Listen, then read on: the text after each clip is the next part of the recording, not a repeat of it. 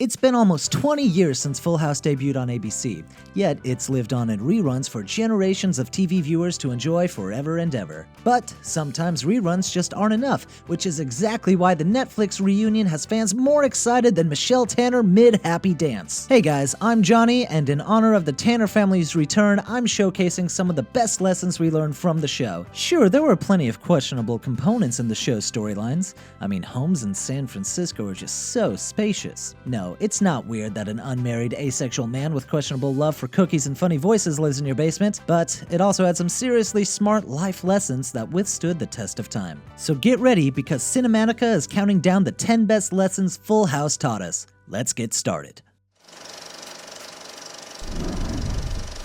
Number 10. Never go skydiving before your wedding. We get it, Uncle Jesse. The thought of getting married makes us want to jump out of a plane too, but this was something you should have gotten out of your system much earlier.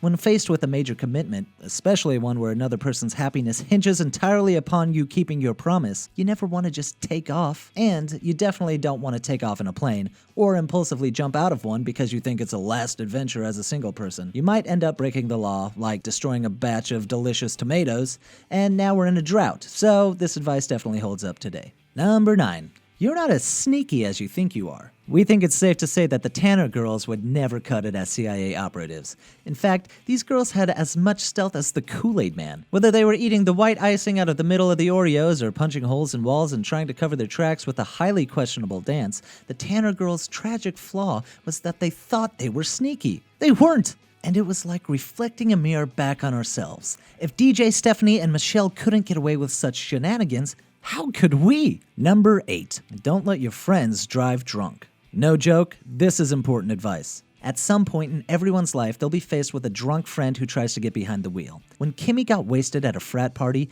DJ had to step in and handle the situation like a boss. She threw Kimmy over her shoulder, saved her from hurting herself or someone else, and wouldn't take her crap, even when debating whether Kimmy was worth being friends with anymore. That's true friendship right there, and a valuable lesson to boot. Number 7. Don't date someone for money. Considering that the real Full House is worth close to $5 million today, this might not seem like the best advice, but hear us out. After breaking up with the dopey but lovable Steve, DJ started playing the field. There was Viper, the bad boy with a weird mullet, and Nelson, the rich guy with a weird mullet. Nelson is more important to focus on in the lesson department because that whole bad boy, bad girl thing gets old really quickly for most people. But money is forever alluring, especially with those San Francisco rents to contend with. Good God. Alas, we learned that just because someone with a lot of money loves you more than you love them doesn't mean they'll make you happy. They might end up being the next Steve Jobs though, so wash? Number 6. Never underestimate the power of a well-timed exit. You might think we're about to reminisce on a beautiful lesson about the unbreakable bond between sisters. Nope!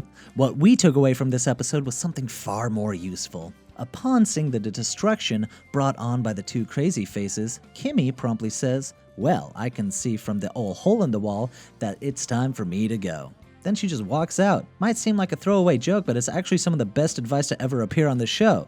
When shit gets real, get out! ASAP! Thanks, Kimmy. Number 5. Never let a friend do a professional's job. Just because you trust your friends to hold your seat at the lunch table or tell you when their outfit looks stupid doesn't mean you should trust them to shove a metal spike through our ear. When Danny refuses to let Stephanie get her ears pierced, Kimmy steps up to the plate with a stolen piercing gun from the shop her brother works at. And she forgets to clean it. Despite her reservations, Stephanie lets Kimmy pierce her ears and she promptly gets an infection. This episode taught us that while a healthy dose of rebellion is good for the soul, we should stick to more covert activities that don't cause bodily harm. Or staph infection. Or I guess a staph infection in this case, right? Number 4. Eating disorders are a terrible way to lose weight. DJ is the MVP of valuable lessons on this show. After Kimmy plans a pool party for her 14th birthday, DJ becomes terrified at the thought of everyone seeing her in a bathing suit. She then embarks on a dangerous foray into anorexia and excessive exercise,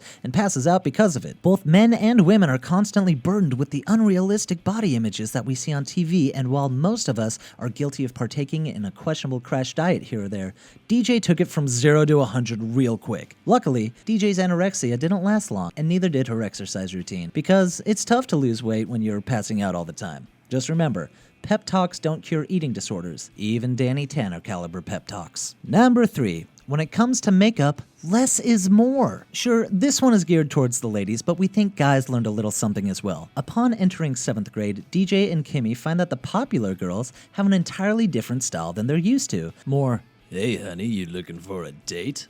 Then, "When is that English essay due?" They attempt to emulate that style and fail miserably because makeup is supposed to highlight your natural beauty, not make you look like a prostitute circa 1977. Like the wise, effortlessly pretty Becky told DJ, the secret to wearing makeup is to make it look like you're not wearing any. Plus, good makeup is crazy expensive, so the less is more approach also saves you cash. Number 2, an eye for an eye will inevitably backfire. There's nothing more infuriating in this world than when someone steals your stuff. Michelle suffered that fate, or we thought she did, when her adorable pink bike got snatched. The Tanner family united like the Avengers, determined to find the bicycle thief and bring that dastardly villain to justice. Actually, they all just ended up stealing other people's bikes, thinking they were Michelle's. To make matters worse, Michelle's bike was never stolen to begin with. She just forgot it at her friend's place. All that revenge thievery was for nothing, but the audience got something out of it.